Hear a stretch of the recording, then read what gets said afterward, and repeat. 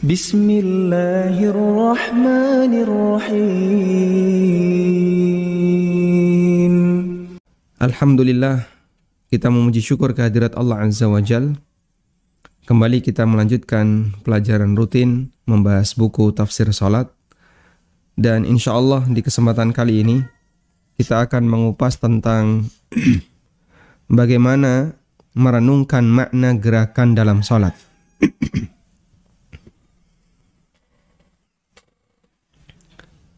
Merenungkan gerakan dalam salat bentuknya ada dua.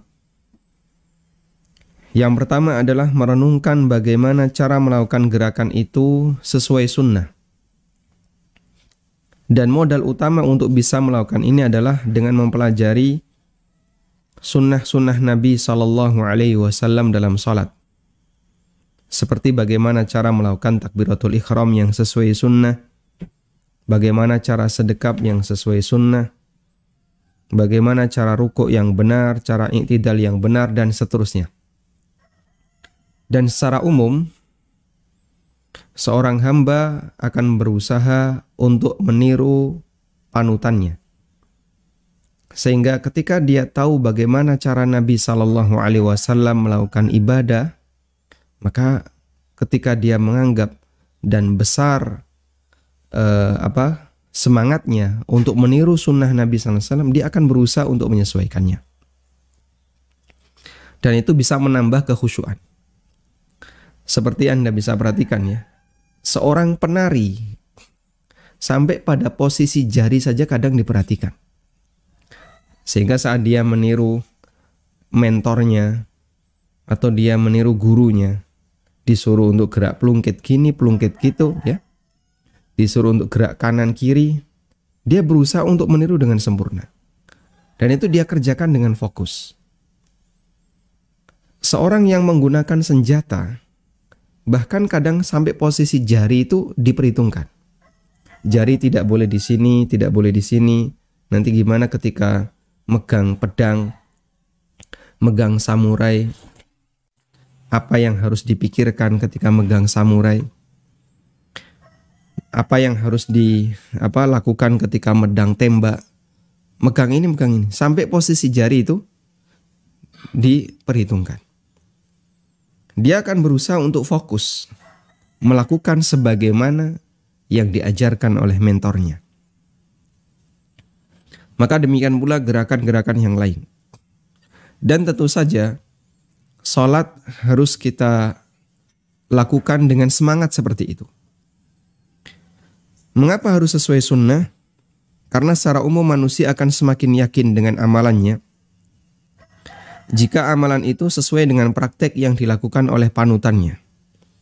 Sehingga jika Anda ingin melakukan gerakan sholat dan Anda yakin benar, ikuti praktek sholat Nabi SAW.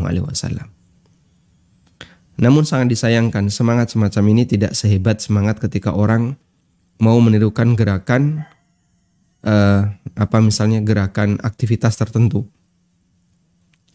Gerakan megang senjata, megang pedang, megang apalagi misalnya, atau gerakan menari. Dia bisa semangat untuk meniru gurunya. Tapi giliran salat kadang asal-asalan.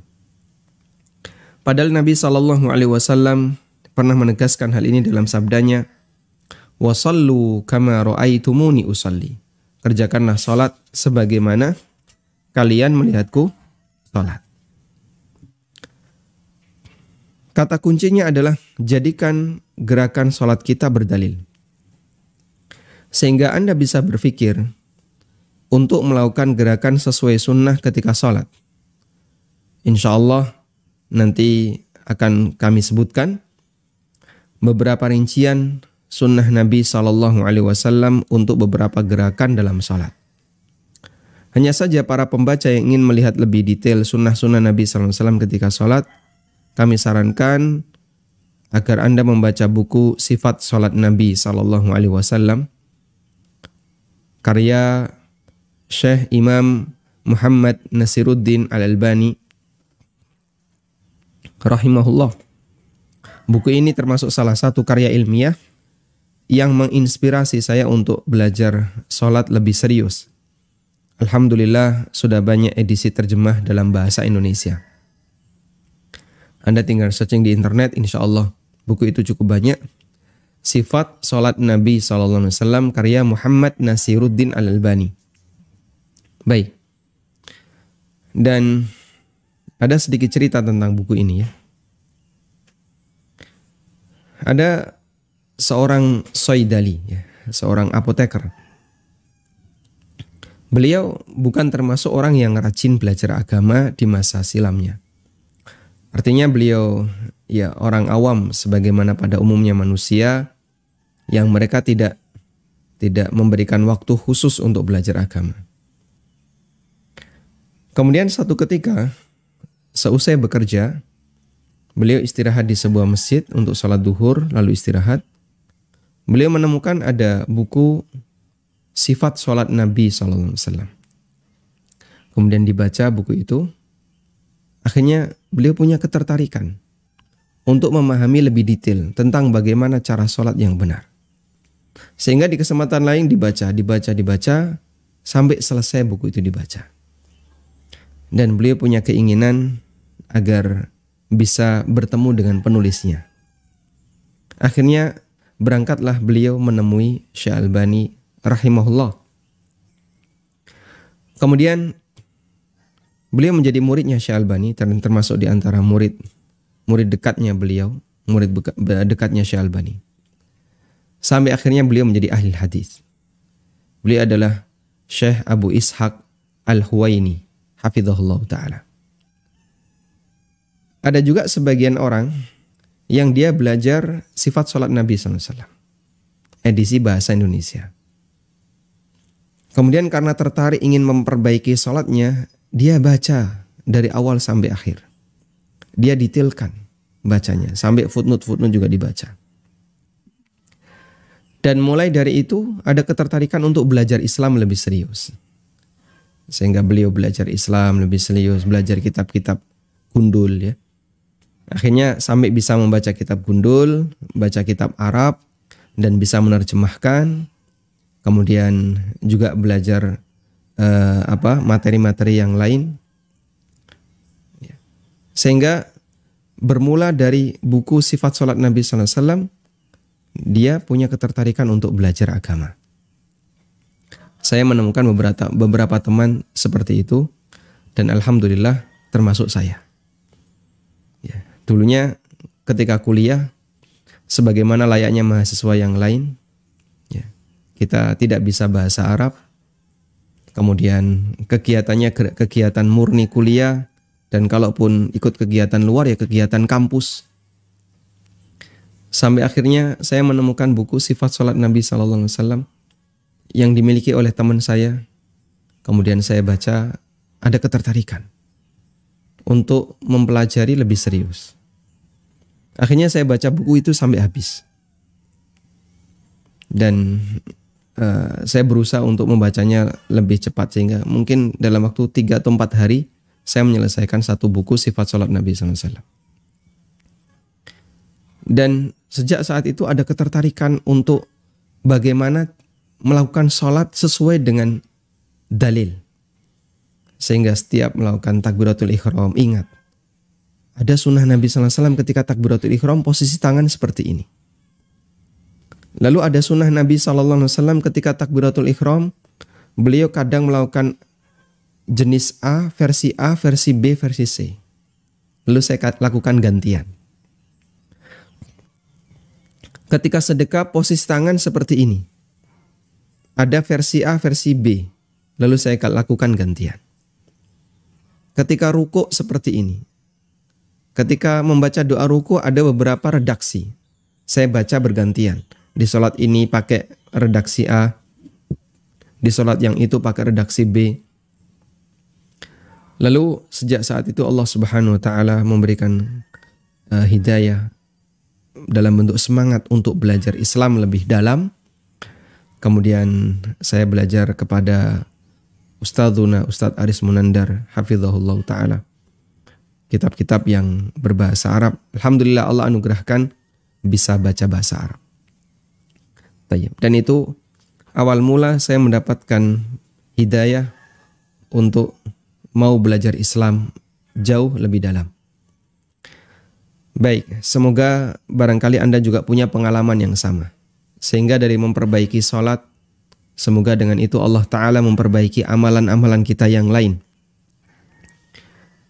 Karena kita yakin dalam setiap amal yang kita lakukan penuh dengan kekurangan.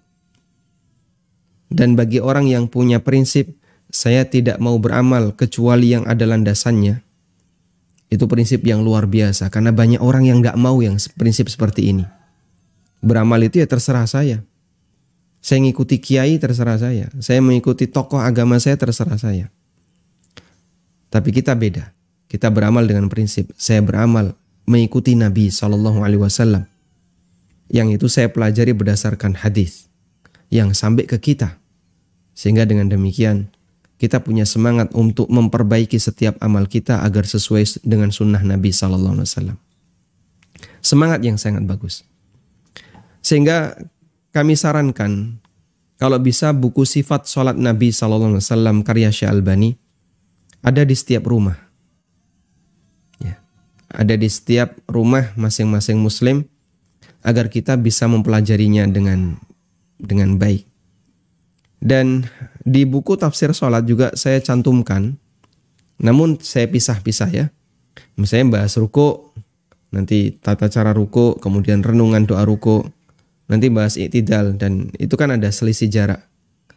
Artinya diselingi dengan tafsir doa. Tapi kalau sifat sholat Nabi SAW itu kumpulan jadi satu. Khusus bahas masalah gerakan dan sunnah Nabi SAW terkait bacaan. Tayyib. Ini yang pertama. Jadi pengaruh besar ketika Anda ingin memperbaiki sholat agar sesuai sunnah, nanti saat melakukan gerakan, kita itu penuh dengan memikirkan bagaimana cara melakukan gerakan yang benar. Bagaimana cara bersedekap yang benar, bagaimana cara rukuk yang benar. Pikiran itu selalu muncul dalam gerakan-gerakan sholat yang kita lakukan. Yang kedua adalah merenungkan makna dari setiap gerakan yang dilakukan. Allah menurunkan syariat sholat dipenuhi dengan hikmah. Sehingga setiap gerakan yang dilakukan oleh hamba hakikatnya mengandung banyak makna dan hikmah. Meskipun banyak orang yang tidak menyadarinya. Dan di kesempatan kali ini kita akan melihat lebih dekat gerakan demi gerakan dalam sholat, bagaimana hikmah dan makna yang perlu untuk kita hadirkan dan kita renungkan. Baik. Yang pertama adalah hikmah dan makna berdiri ketika sholat. Untuk sholat wajib, posisi berdiri merupakan rukun. Anda garis bawahi, sholat wajib posisi berdiri merupakan rukun. Sehingga kalau ada orang yang sholat wajib, tapi dia duduk tanpa uzur, sholatnya batal. Allah Subhanahu wa taala merintahkan orang yang sholat untuk berdiri. Melalui firman-Nya, "Hafidhu 'alas shalawati was salatil wusta wa qumu lillahi qanitin." Jagalah sholat 5 waktu, terutama as-salatul wusta, yaitu sholat asar. Wa qumu lillahi qanitin, dan berdirilah menghadap Allah qanitin dalam kondisi tunduk.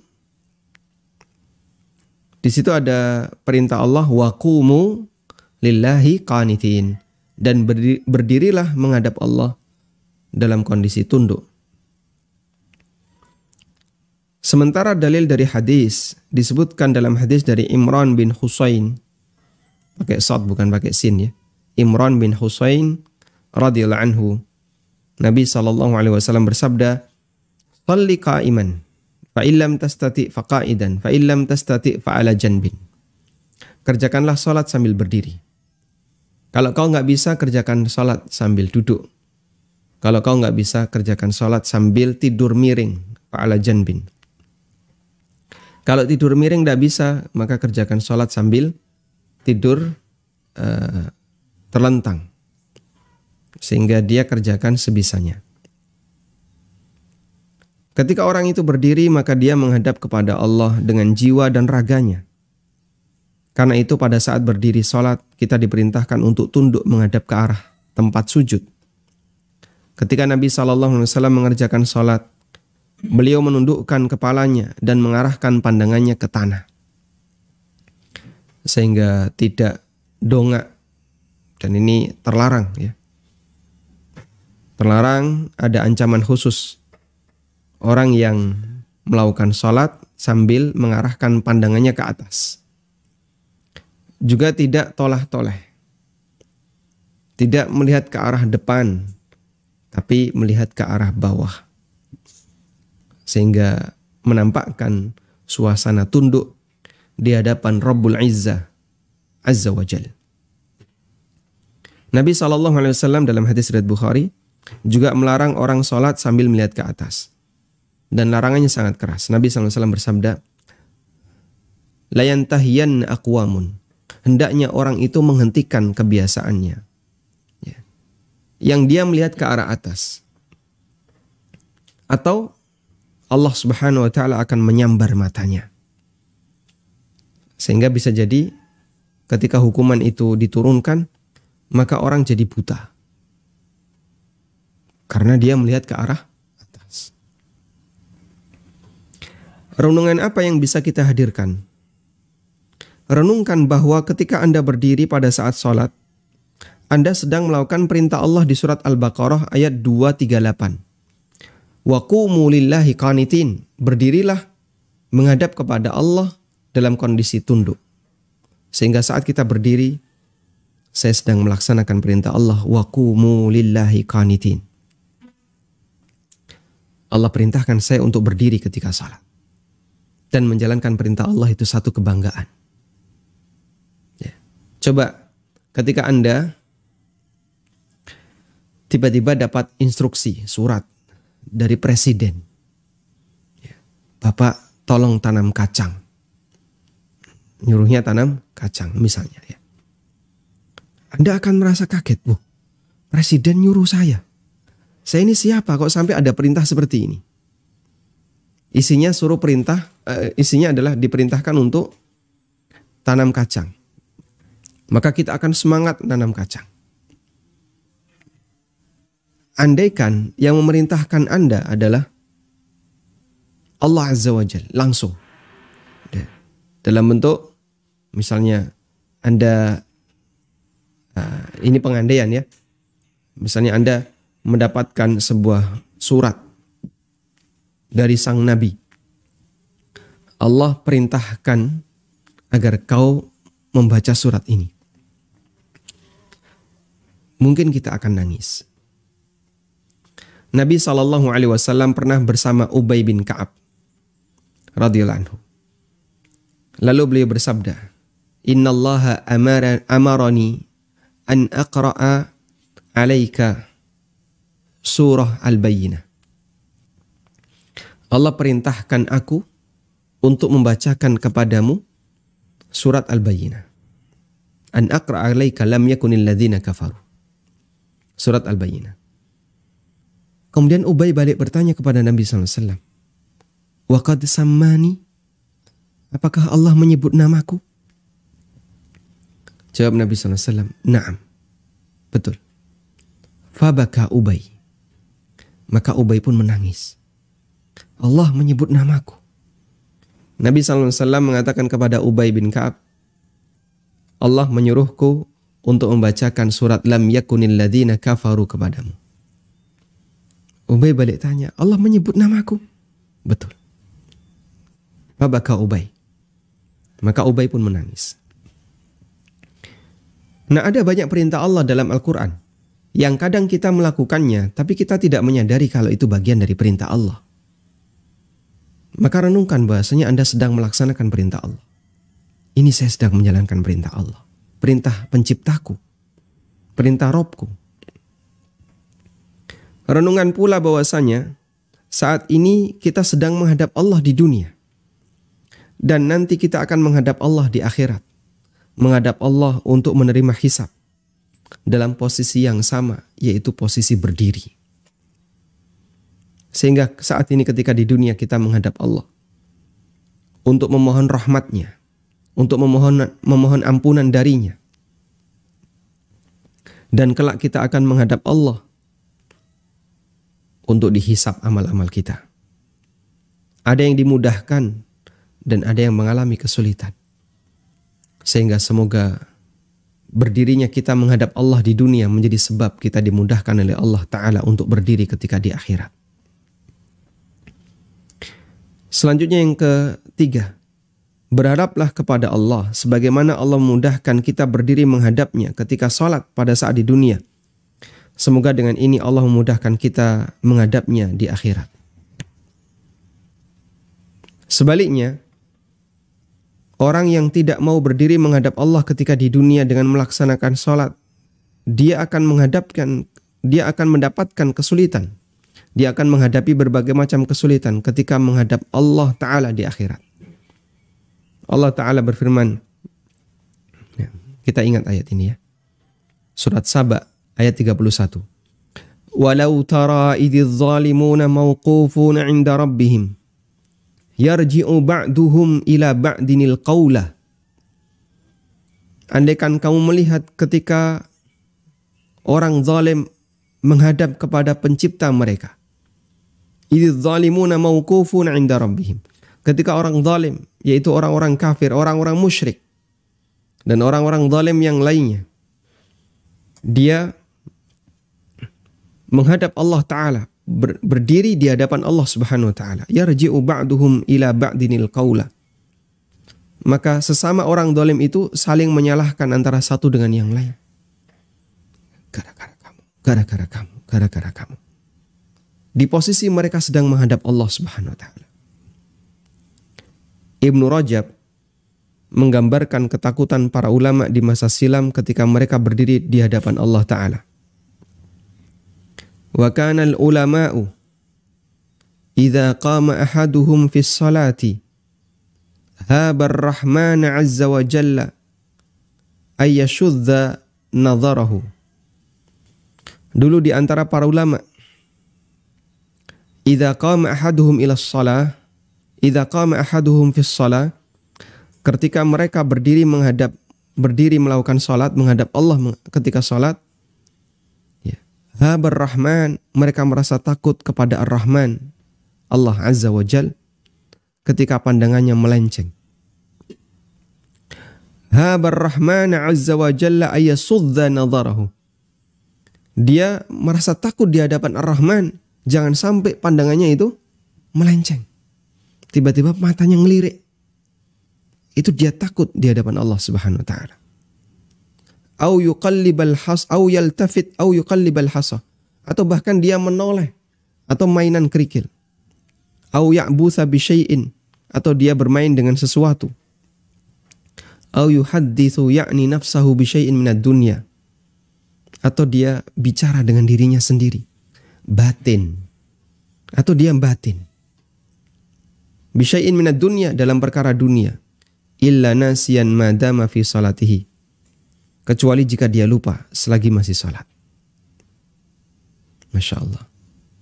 Sehingga kalau Anda berhadapan dengan orang yang sangat Anda takuti, orang yang sangat Anda segani, ya, mungkin kita nggak berani untuk ngelirik, itu nggak berani. Misalnya kita sedang diminta untuk menghadap kepala sekolah atau Pak Rektor. Karena satu kejadian tertentu kita dipanggil. Kamu harus menghadap Pak Rektor atau kepala sekolah. Lalu kita menghadap. Satu meja dengan beliau. Beliau ada di hadapan kita, kita di sini. Lalu kita ditanya. Tiba-tiba kita menoleh. Kadang kan kepala sekolah atau Pak Rektor akan mengingatkan. Ditanya kok orang madep. Ditanya kok nggak menghadap, kok malah toleh-toleh. Baik. Seperti itu pula ketika kita sedang menghadap Allah Ta'ala dalam salat. Anda sedang menghadapi Ar-Rahman Azza wa Jal. Zat yang menciptakan kita, yang memberi rizki kita. Maka saat kita menghadap kepadanya, Jangan sampai kemudian pandangan kita menoleh, ngelirik, fokus di satu tempat, yaitu tempat sujud. Dan hadirkan suasana bahwasanya kita sedang menghadap Rabbul Izzah. Lalu batin kita juga fokus. Jangan sampai batin itu lari kemana-mana. Karena Allah juga melihat batin. Kalau di hadapan manusia, mungkin batin bisa lari kemana. Lalu kita batin juga. Ya. Tapi kalau di hadapan Allah Ta'ala, Allah melihat lahir batin kita. Tayyib. Ini yang bisa kita hadirkan ketika kita berdiri saat sholat. Dan inilah jamaah yang saya maksud ya. Menghadirkan renungan ketika melakukan gerakan untuk tipe yang kedua setelah kita melakukan gerakan itu sesuai sunnah Nabi SAW. Selanjutnya yang kedua, memahami makna mengangkat tangan ketika takbir. Kenapa kita perlu mengangkat tangan?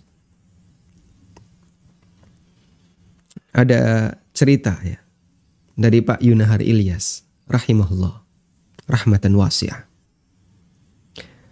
Ada orang Eropa yang masuk Islam. Ya. Kemudian dia kebingungan. Kita kalau sholat itu ngapain? Ya. Ruku, nanti berdiri lagi, terus sujud, nanti duduk, terus tasyahud. Saat tasyahud kita begini. Itu ngapain? Apakah ini itu seperti antena begitu? Yang menghubungkan sinyal dari kamu kepada Tuhan. Kemudian kata beliau, ada dai yang menjelaskan begini. Kamu kalau masuk Islam, apakah mau melaksanakan sholat? Ya mau, karena itu kan perintah dalam Islam. Tapi sholatnya kenapa harus seperti itu? Kalau kamu sholat, apa yang kamu lakukan? Ya begini. Nah seperti itu pula. Begini itu artinya apa? Menyerah. Kayak orang ditodong pistol ya. Angkat tangan dia, menyerah. Nah orang kalau sudah menyerah, suruh angkat tangan, menyerah. Selanjutnya dia disuruh apapun, nurut nggak? Oh nurut. Sudah angkat tangan, menyerah. Nunduk. Jongkok. Tengkurap. Karena kalau enggak, ditembak nanti. Karena dia sudah angkat tangan. Nah sholat juga seperti itu. Kamu sudah angkat tangan, menyerah. Nah sekarang giliran kamu disuruh ngapain, harus nurut. Gitu ya, maka gak usah dipikirkan. Yaitu cerita dari beliau rahimahullah. Mengangkat tangan dilakukan oleh Nabi SAW ketika takbiratul ihram, ketika rukuk, ketika i'tidal, dan ketika bangkit dari duduk tasyahud awal. Dan terkadang beliau juga mengangkat tangan saat turun sujud. Nanti akan kita bahas itu.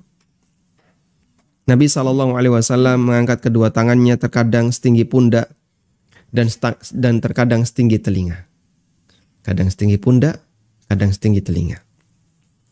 Dari Ibnu Umar radhiyallahu anhu, beliau menceritakan, anna Rasulullah SAW kana yarfa'u yadayhi hadwa mankibaihi idza iftataha as-shalah. Nabi SAW mengangkat kedua tangannya setinggi pundak beliau. Idza iftataha as-shalah, ketika beliau mulai salat. Allahu Akbar. Dan Anda melakukan ini dengan merenungkan. Ini sesuai hadis Ibnu Umar. Riwayat Bukhari Muslim. Ya tapi nggak harus ngomong kayak gitu ya. Tapi Anda ingat, ini ada hadisnya. Ini ada hadisnya. Ini ada hadisnya. Maka salat kita akan lebih bernilai. Malik Ibnul Huwairits radhiyallahu anhu, beliaulah sahabat yang meriwayatkan hadis wasallu kama ra'aitumuni usolli. Hadis yang sangat terkenal ya. Sallu kama ra'aitumuni, sallu kama ra'aitumuni usolli. Gitu ya. Apa yang dimaksud muni usolli? Mengucapkan usolli. Kata salah satu tokoh ya. Dan itu plesetan terhadap hadis. Waliyadzubillah. Kadang ada orang melakukan plesetan terhadap Al-Quran dan hadis. Ada salah satu tokoh yang dia ngerokok. Dan dia mengatakan begini, siapa bilang rokok itu haram? Allah kan bilang, warka'u ma'ar raki'in. Merokoklah kamu bersama orang-orang yang ngerokok. Warka'u ma'ar raki'in. Subhanallah dari ucapan semacam ini. Warka'u padahal artinya adalah perintah untuk rukuk. Rukuklah kamu ma'ar raki'in bersama orang-orang yang rukuk. Waliyadzubillah. Jangan sampai kita meniru yang seperti ini. Baik. Kembali ke hadis Malik ibn al-Huwairits radhiyallahu anhu. Beliau menceritakan, Ra'aitu Rasulullah sallallahu alaihi wasallam yarfa'u yadayhi idza kabbara. Aku melihat Rasulullah sallallahu alaihi wasallam mengangkat kedua tangannya ketika takbir. Wa idza raka'a, dan ketika ruku'. Wa idza rafa'a ra'sahu minar ruku' hatta balagha furu'a udhunayhi. Dan ketika beliau mengangkat kepalanya dari ruku', hatta balagha, hingga setinggi udhunaihi, kedua daun telinga beliau. Sehingga saat mengangkat tangan, menurut hadis Malik ibn al-Huwairits, mengangkat tangan itu setinggi telinga. Kalau menurut hadis Ibnu Umar, mengangkat tangan setinggi pundak. Dan dua-duanya dibolehkan. Kalau digabung boleh nggak, Pak? Nggak boleh ya. Kayak gini jadi satu di pundak, satu di telinga. Nggak boleh. Harus sejajar. Namun boleh bergantian. Sehingga tidak digabung, tapi diamalkan secara apa? Bergantian. Kadang setinggi pundak, kadang setinggi telinga. Ya. Karena itu pada saat kita mengangkat tangan, tanamkan kepada diri kita bahwa kita sedang melaksanakan dan melestarikan sunnah Nabi SAW. Baik. Sekarang kita akan lihat apa hikmah mengangkat tangan. Ulama berbeda pendapat dalam menjelaskan hikmah mengangkat kedua tangan ketika sholat. Imam An-Nawawi, ulama madhab Syafi'iyah yang meninggal tahun 676 Hijriyah, Abu Zakaria Yahya bin Sharaf An-Nawawi. Beliau dilahirkan di kota Nawa, Suriah. Ahli hadis, ahli fikih, ahli bahasa, salah satu ulama besar madhab Syafi'iyah. Di rentang usia beliau 46 tahun, beliau menghasilkan puluhan karya tulis dan rata-rata menonjol di tengah umat. Allah jadikan beliau sebagai salah satu guru besar umat. Baik, coba Anda perhatikan dalam hadis Riyadhus Shalihin ada di mana-mana. Dalam masalah apa lagi? Dalam hadis yang tipis Arba'in Nawawiyah ada di mana-mana. Fikih Syafi'i, beliau punya banyak kitab fikih Syafi'i yang jadi rujukan. Al-Majmu' Syarah Muhadzab, Raudhatut Talibin, dan banyak karya beliau yang lainnya. Masya Allah. Saya kalau mengingat Imam Nawawi, usianya pendek, tapi karyanya jadi banyak rujukan. Dan itulah orang yang berprestasi di tengah umat Muhammad sallallahu alaihi wasallam. Beliau punya banyak keunggulan. Nah, dalam Al-Majmu' Syarah Muhadzab menyebutkan beberapa hikmah mengangkat tangan ketika takbir. An-Nawawi menyebutkan beberapa hikmah. Anis Syafi'i annahu shalla bi janbi Muhammad ibn al-Hasan. Diriwayatkan dari Syafi'i bahwasanya beliau pernah salat di samping seorang ulama namanya Muhammad bin Hasan Asy-Syaibani. Muhammad bin Hasan Asy-Syaibani ini murid seniornya Abu Hanifah. Farafa'a Syafi'i yadayhi lirruku'i walirraf'i minhu. Imam Syafi'i mengangkat tangan ketika ruku', ketika i'tidal. Faqala lahu Muhammad, maka Muhammad bin Hasan Asy-Syaibani bertanya kepada Imam Syafi'i, lima rafa'ta yadayka? Kenapa kau mengangkat tanganmu? Faqala Syafi'i, i'dhaman li jalalillahi ta'ala wa ittiba'an li sunnati rasulih sallallahu alaihi wasallam wa raja'an li thawabillah. Ada 3 alasan.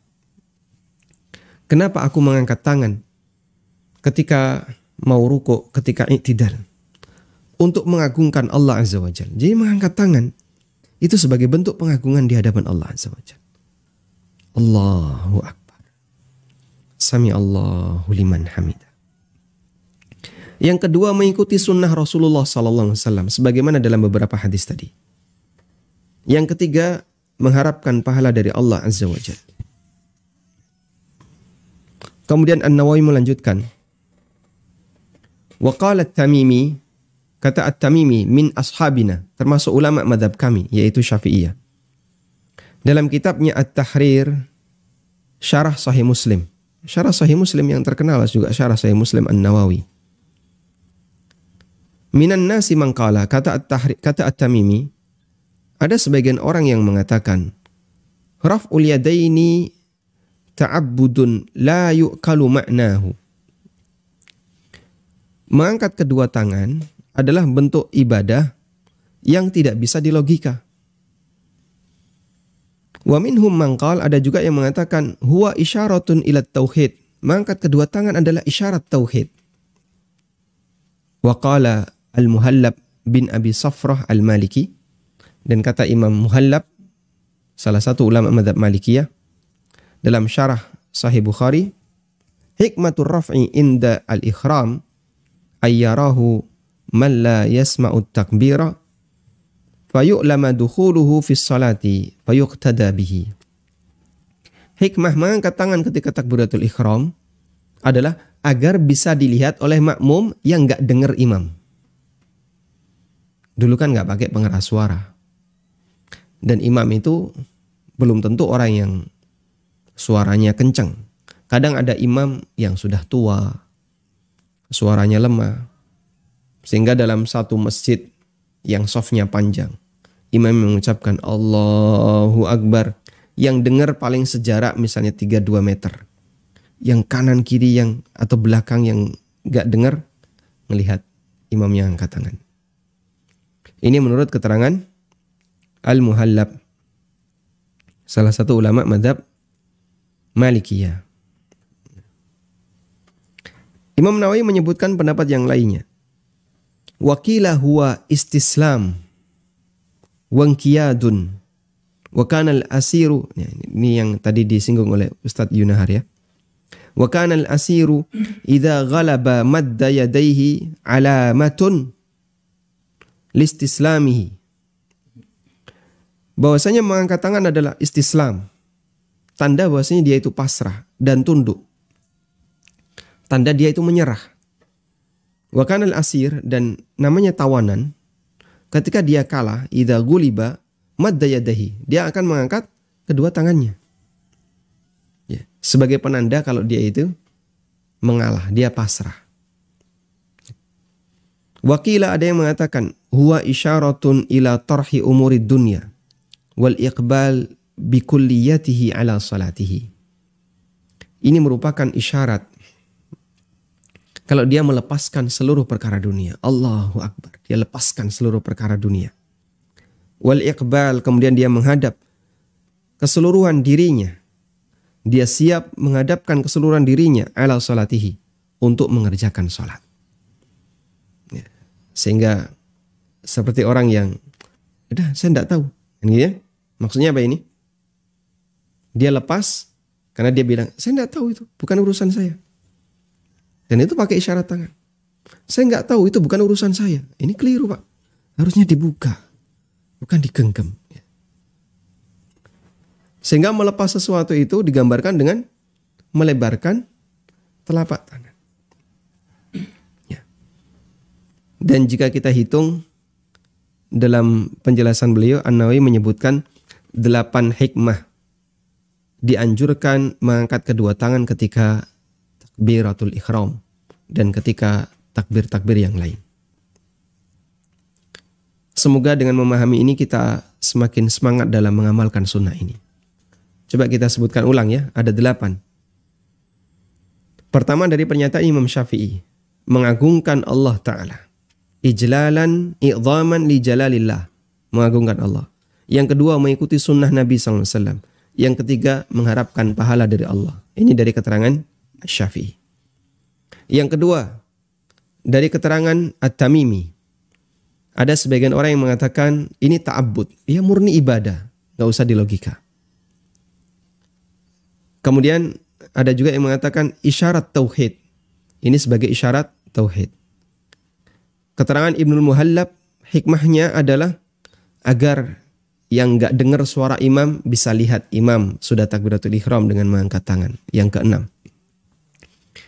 Kemudian dari keterangan An-Nawawi yang lainnya, ini sebagai bentuk pasrah kepada Allah.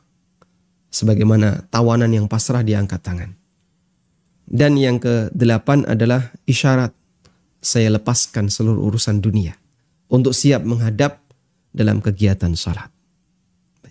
8 hikmah yang disebutkan oleh An-Nawawi rahimahullah terkait hikmah mengangkat kedua tangan pada saat kita melaksanakan salat. Wallahu ta'ala alam, demikian yang bisa kita sampaikan. Dan masih ada beberapa gerakan-gerakan yang lain yang belum kita baca tentang bagaimana perenungannya. Insya Allah akan kita baca di pertemuan berikutnya. Semoga Allah Ta'ala memudahkan bagi kita untuk melaksanakan salat sesuai sunnah yang penuh dengan hikmah.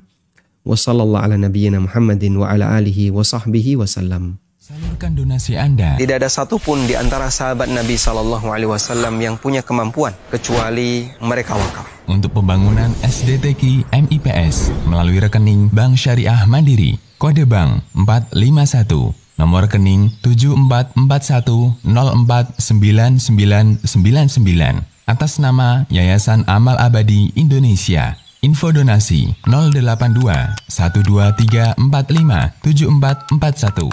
Semoga Allah Subhanahu wa taala memberikan keberkahan dan kemudahan. Wassallallahu ala nabiyyina Muhammadin wa ala alihi wa sahbihi wasallam. Wa akhiru da'wana alhamdulillahi rabbil alamin. Wassalamualaikum. Walhamdulillahi rabbil alamin. Selanjutnya bagi Anda yang mau bergabung, kami persilahkan. Silahkan. Bismillah. Baik. Assalamualaikum warahmatullahi wabarakatuh. Waalaikumsalam warahmatullahi wabarakatuh. Silahkan. Ustaz, mengenai pikiran apakah boleh kita membayangkan bisa pada saat sholat untuk menimbulkan rasa takut kepada Allah? Terus yang kedua, Mohon maaf bisa diulang. Boleh membayangkan apa tadi? apakah boleh kita membayangkan neraka? Membayangkan neraka. Ya, pada saat kita sholat menimbulkan rasa takut, atau apakah boleh kita membayangkan lafaz Allah itu berada di dekat kita, di atas kita gitu, pada saat kita sholat. Terus yang kedua, bolehkah kita membaca surah-surah hafalan kita pada saat kita sholat dengan suara gak keras, tapi di kamar sendiri, kita tuh di kamar sendiri ada anak tapi sedang tidur. Apakah boleh Ustaz pada saat sholat sunnah ataupun sholat fardu? Membaca hafalan berarti murojaah ya? Hafalan. Murojaah ya Ustaz. Nah, barakallahu fiik. Dan kurang biasa kalau khairan. Assalamualaikum warahmatullahi wabarakatuh. Waalaikumsalam warahmatullahi wabarakatuh. Baik. Apakah boleh kita sholat sambil membayangkan neraka? Jika Anda membaca ayat-ayat tentang neraka, lalu membayangkan neraka, berarti respon terhadap apa yang kita baca. Dan itu bagian dari khusyuk.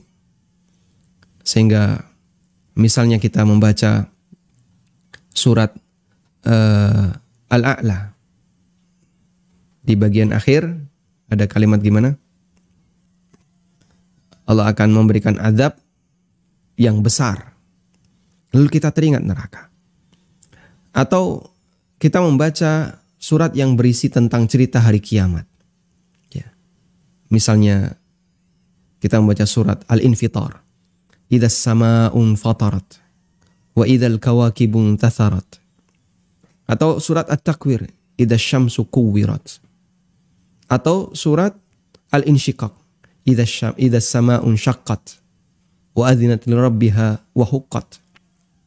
Atau surat Zalzalah, idzal zulzilatil ardu zilzalaha wa akhrajatil ardu athqalaha. Atau surat Al-Waqi'ah. Lalu kita membayangkan kondisi ngerinya kiamat. Kemudian kita nangis. Insya Allah itu termasuk bagian dari khusyuk. Sehingga membayangkan di situ kita lakukan sesuai dengan posisi apa yang kita baca. Nah, tapi kalau misalnya kita sedang membaca ayat tentang apa misalnya, tentang hukum tertentu, ayat riba misalnya, bisa juga ini kaitannya dengan hukuman ya. Atau ayat tentang sholat, ayat tentang puasa. Ya ayyuhalladzina amanu kutiba alaikumusyamu kama kutiba alal ladzina min qablikum. Tapi Anda membayangkan neraka, ya nggak nyambung. Sehingga malah kita tidak sedang membayangkan apa yang kita baca. Nah, sehingga membayangkan neraka sesuai dengan posisinya. Ada seorang ulama ya, atau beliau termasuk orang soleh ahli ibadah, yang beliau digelari sebagai qatilul Quran. Orang yang terbunuh karena Quran. Kok bisa?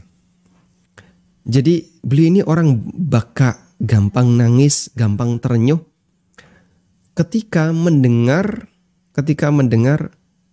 ayat-ayat yang berbicara tentang surga dan neraka. Dan itu sudah dikenal oleh masyarakat. Sampai ketika beliau sholat, imamnya itu memperhatikan, ada nggak orang ini ketika sholat jamaah? Kalau ada, maka imam akan membaca ayat-ayat yang berbicara tentang hukum, yang tidak menyinggung surga dan neraka. Tapi kalau nggak ada, imam akan membaca ayat-ayat tentang surga dan neraka. Kemudian suatu ketika, sang imam melihat ke arah makmum, memperhatikan kayaknya nggak ada orang ini. Akhirnya sang imam membaca surat yang berisi tentang surga dan neraka. Tiba-tiba di belakang terdengar suara tangisan. Tangisan yang sangat tangisan sengguk-sengguk. Akhirnya selesai sholat orang ini pingsan. Terus tidak lama kemudian beliau meninggal dunia. Rahimahullah rahmatan wasi'ah. Makanya dikasih gelar qatilul Quran. Nah, itulah yang saya maksud tadi. Kita membayangkan akhirat, kita membayangkan surga dan neraka sesuai dengan tema ayat yang kita baca.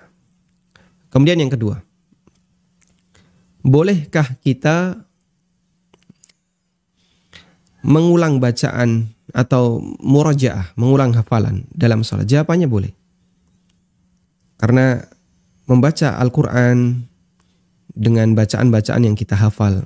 Waqra' ma tayassara laka minal Quran, pesan Nabi SAW. Baca ayat Al-Quran yang sudah kau hafal. Dan termasuk di antara bagian itu adalah kita mengulang hafalan kita. Wallahu a'lam. Nah. Silahkan. Assalamualaikum Ustaz. Waalaikumsalam warahmatullahi. Silahkan. Semoga Allah Amin walaka bimithlin. Ini Ustaz, gimana hukumnya kalau bersedekah atau berinfak untuk niatnya untuk agar hati ini bisa khusyuk. Boleh apa enggak Ustaz? Baik. Penjelasan syukur Allah wabarakatuh. Bolehkah kita bersedekah dengan niat agar sholat itu bisa khusyuk?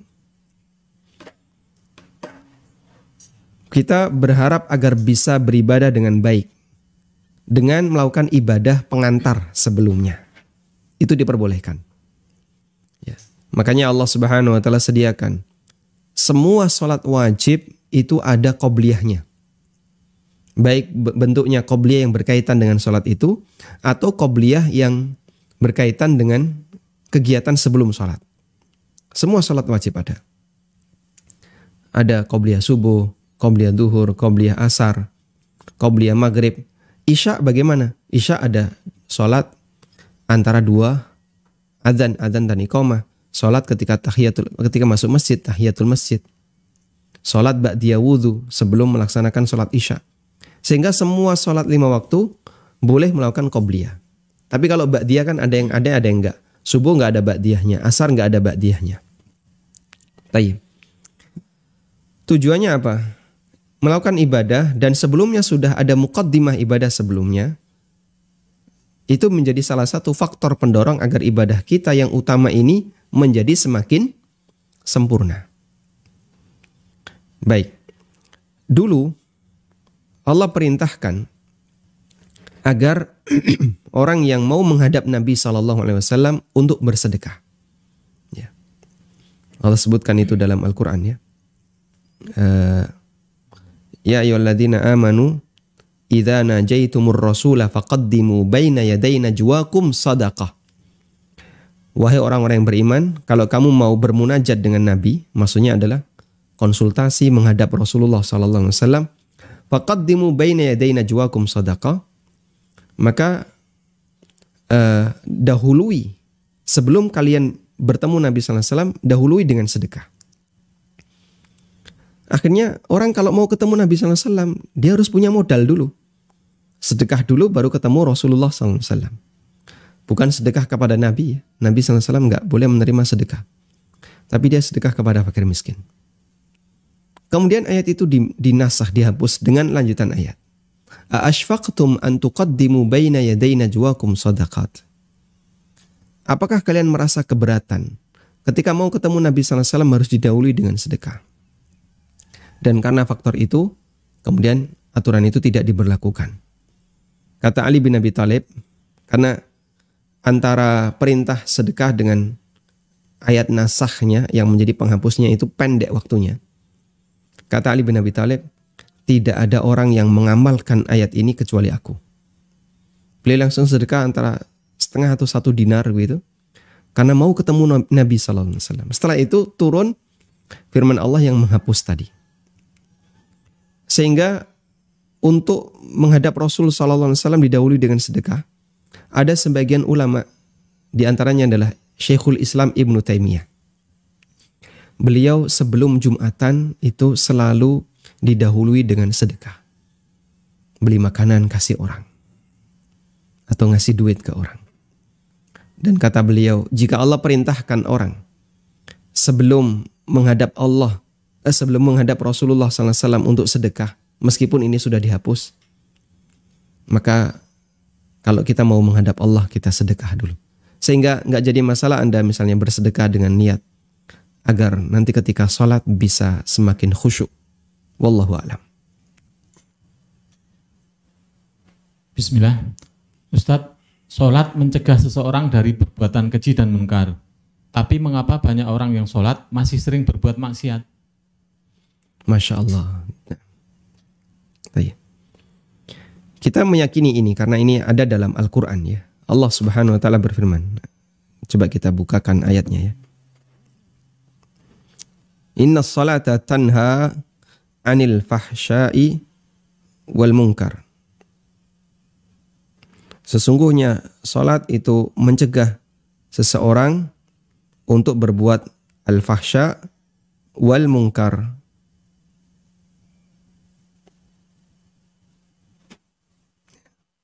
Ada di surat apa?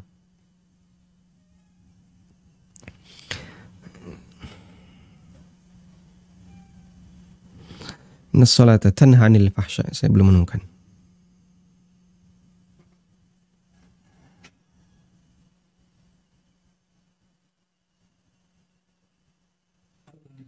Al-Ankabut ayat 45. Baik. Ada di firman Allah Subhanahu wa Ta'ala surat Al-Ankabut ayat 45. Ya. Inna salata tanha 'anil fahsya'i wal munkar wa la dzikrullahi akbar. Wallahu ya'lamu ma tasna'un. Sesungguhnya salat melarang seseorang untuk berbuat keji dan mungkar dan merupakan zikrullah akbar yang terbesar. Wallahu ya'lamu ma tasna'un. Dan Allah mengetahui apa yang kalian perbuat. Lalu apa makna dari ayat ini? Padahal kita tahu banyak orang yang sholat tapi rajin berbuat maksiat. Banyak orang yang sholat tapi masih rajin berbuat maksiat setelah sholat. Pertama kita perlu meyakini ayat ini pasti benar. Tidak mungkin salah. Kenapa? Karena dia adalah firman Allah Azza wa Jal, firman Allah Ta'ala. Sehingga nggak mungkin ayat ini salah. Ayat ini pasti benar. Itu firman Allah. Baik. Tapi ketika kita tidak paham maknanya, jangan sampai kita menyudutkan itu ayat. Wah, ini pasti nggak benar. Realitanya banyak orang yang sholat, tapi setelah sholat dia masih berbuat maksiat. Wah, ini tidak sesuai dengan realita. Oh, nanti dulu. Jangan komentar kayak gitu dulu. Mungkin Anda nggak paham tentang tafsirnya. Nah, Ibnu Ashur dalam kitab tafsirnya menjelaskan ada 3 makna dari kalimat inna sholata tanha anil fahsya'i wal munkar. Makna itu ada 3 ya. Makna sholat mencegah dari perbuatan keji dan mungkar. Sholat mencegah kemungkaran. Gini aja ya. Sebenarnya kalimat yang lebih tepatnya sih bukan mencegah. Tanha itu artinya melarang. Tanha artinya melarang. Sholat melarang orang untuk berbuat mungkar. Ada 3 makna kata Ibnu Ashur. Makna yang pertama adalah dilihat dari kegiatan sholat itu sendiri. Dilihat dari kegiatan sholat itu sendiri. Makna yang kedua adalah status sholat. Makna yang ketiga adalah pengaruh pasca sholat.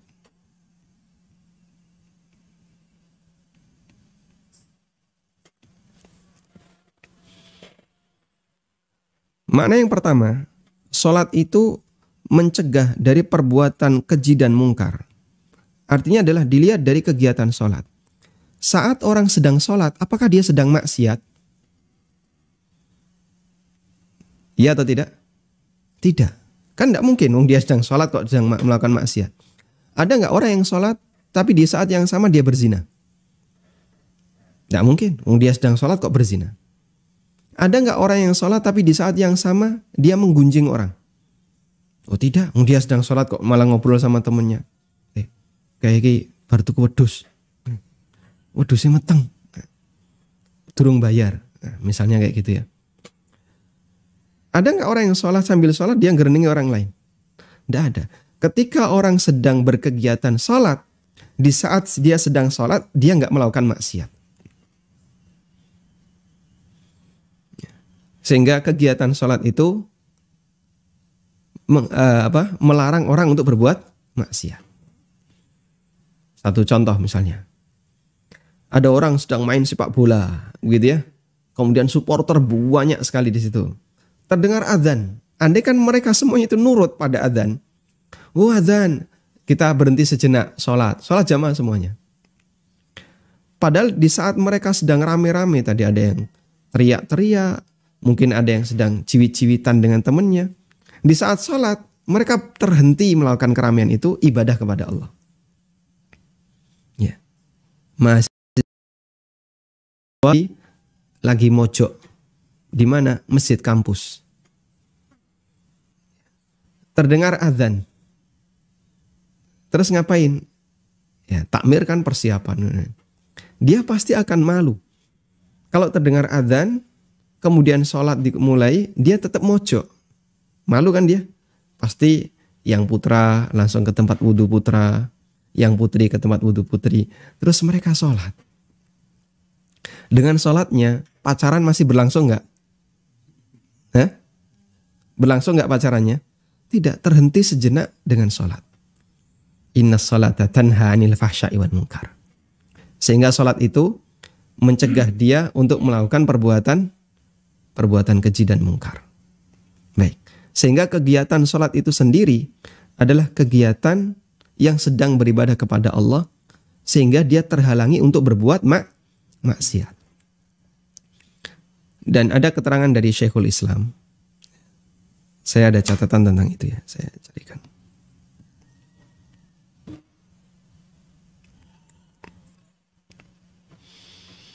Nah, Syekhul Islam pernah mengatakan, ini ketemu. Nafsu fi'li ta'ati yatadammanu tarkal ma'asi. Melakukan ketaatan, ketaatan itu sendiri berisi meninggalkan maksiat. Wa nafsu tarkil ma'asi yatadammanu fi'lat ta'at. Dan orang yang meninggalkan perbuatan kemungkaran, perbuatan maksiat, itu berisi perbuatan ketaatan. Sehingga orang yang melakukan ketaatan, di saat yang sama dia meninggalkan maksiat. Makanya kegiatan ibadah itu menyebabkan orang meninggalkan apa? Maksiat. Jika memang itu betul-betul ibadah ya. Yang kedua, status sholat itu sendiri. Coba perhatikan kalimatnya. Inna salata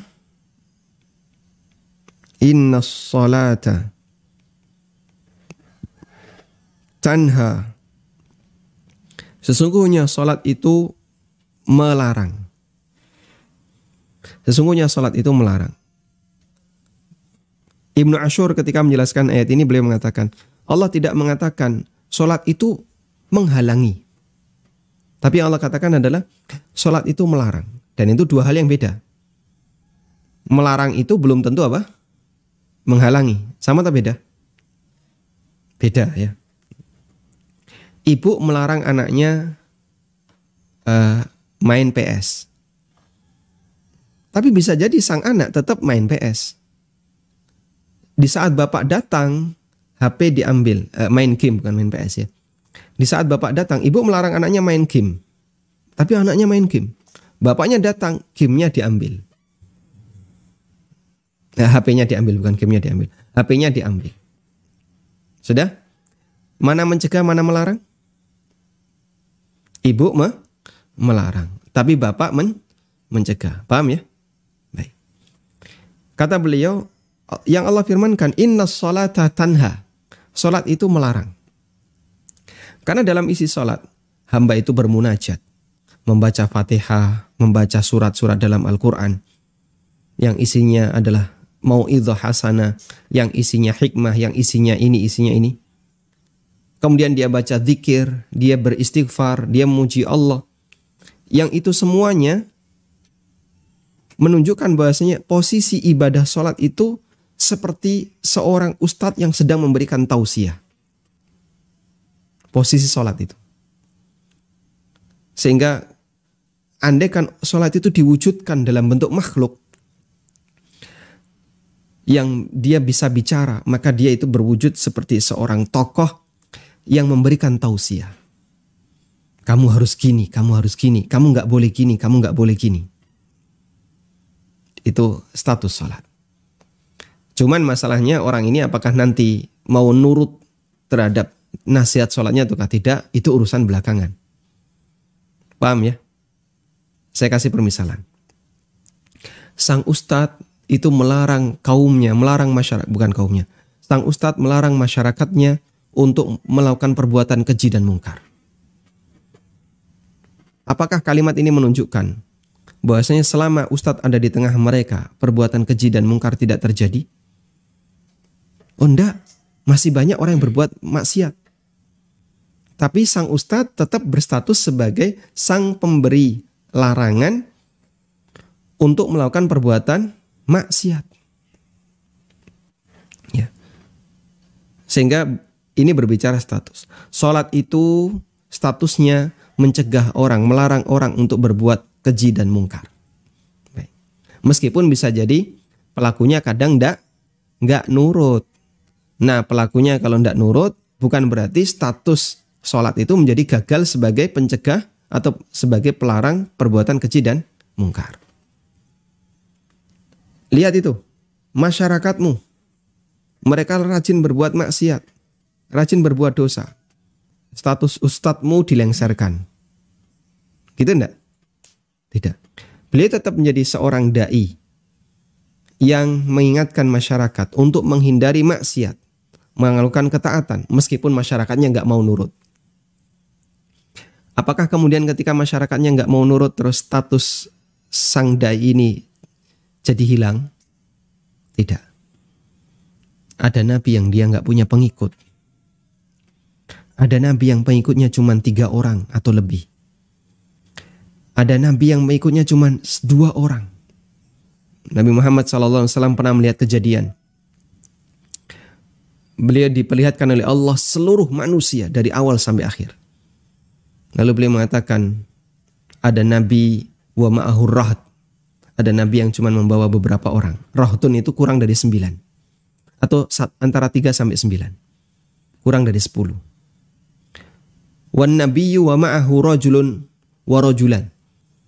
Ada nabi yang cuma membawa 1 pengikut atau 2 pengikut. Wan nabiyyu wa laysa ma'ahu ahad. Bahkan ada nabi yang tidak membawa seorang pun pengikut. Apakah kemudian ketika kaumnya sama sekali tidak mengikuti nabi ini, maka status sang nabi itu menjadi gugur? Jawabannya tidak gugur. Dia tetap berstatus sebagai apa? Nabi. Sehingga sholat tetap berstatus sebagai pencegah atau pelarang. Nanti kalau saya sebut pencegah, mananya jadi berbeda ya. Sholat tetap berstatus sebagai tanha, kegiatan yang melarang orang untuk berbuat keji dan maksiat. Meskipun bisa jadi pelakunya tidak mematuhi sholat. Paham ya? Alhamdulillah. Makna yang ketiga. Inna salata tanha anil fahsya'i wal munkar. Sesungguhnya salat melarang seseorang untuk berbuat keji dan mungkar. Adalah berbicara tentang pengaruh setelah salat. Bahwasanya orang yang salat maka nanti akan memberikan pengaruh. Salatnya akan memperbaiki kepribadiannya, memperbaiki perbuatannya. Tapi ada tapinya. Apa tapinya, Pak? Salat itu adalah salat yang sempurna. Memenuhi setiap rukun, syarat, wajib. Dan ruh salat dihadirkan. Dia khusyuk, dia fokus. Bukan sembarangan, sunnah-sunnahnya dilakukan. Sehingga ketika salatnya sempurna, maka orangnya akan kemudian terpengaruh dengan salat itu. Lalu dia bisa menghindari perbuatan maksiat, menghindari perbuatan haram. Ya. Itu berbicara tentang pengaruh sholat. Cuman kebanyakan orang ketika sholat ya asal-asalan, sehingga saat dia melakukan sholat, ya pasca sholat ternyata sholatnya tidak memberikan pengaruh sama sekali, karena sholatnya adalah sholat yang tidak maksimal. Dan saya kira tafsir yang ketiga ini yang paling banyak dibawakan oleh para dai, para ustadz di Indonesia ketika ditanya tentang makna inna sholata tanha anil fahsya'i wal munkar.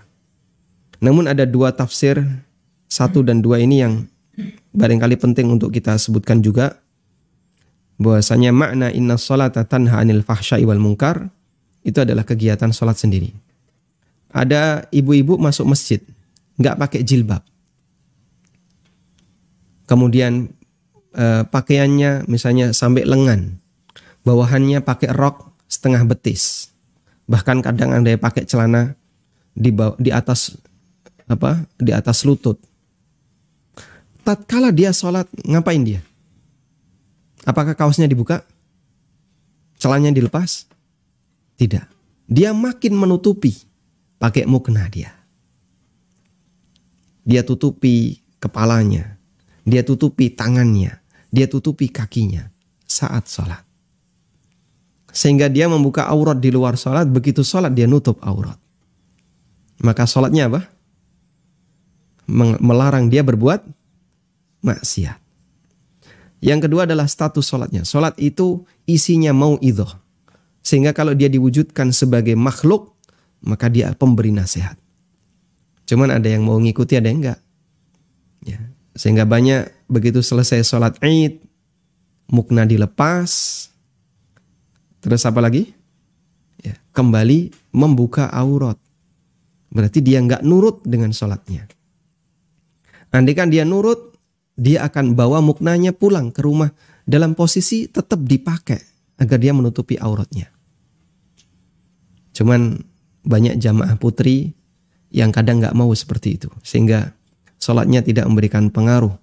Bisa jadi dia ketika sholat Id pikirannya melayang kemana-mana, gerakannya tidak sempurna, sunnah-sunnahnya tidak dilakukan.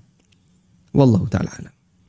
Tayyib, demikian yang bisa kita bahas di kesempatan kali ini. Semoga bermanfaat. Wassallallahu ala nabiyyina Muhammadin wa ala alihi wa sahbihi wa sallam. Wa akhiru da'wana alhamdulillahi rabbil alamin. Subhanakallahumma wa bihamdika. Asyhadu an la ilaha illa anta astaghfiruka wa atubu ilaik. Wassalamualaikum warahmatullahi wabarakatuh.